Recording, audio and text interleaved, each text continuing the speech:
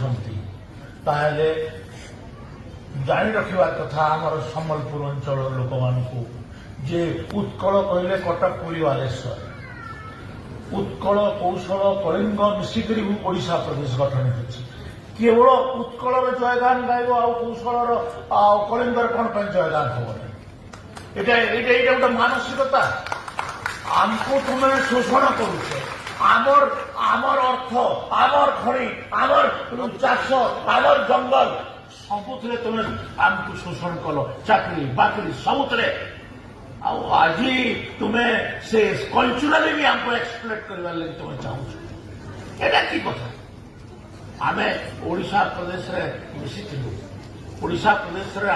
ମିଶିବା ପାଇଁ ଆନ୍ଦୋଳନରେ ବି ସାମିଲ ହେଇଥିଲୁ କିନ୍ତୁ ଓଡ଼ିଶାରେ ମିଶିକିରି ଆମର ସବୁଥିରୁ ବଡ଼ ଭୁଲ ହେଲା ଆମେ ଓଡ଼ିଶା ପ୍ରଦେଶରେ ମିଶିଲୁ ଆମର ଗୋଟେ ଐତିହାସିକ ଭୁଲ ଆଉ ଐତିହାସିକ ଭୁଲକୁ ଆମେ ବାରମ୍ବାର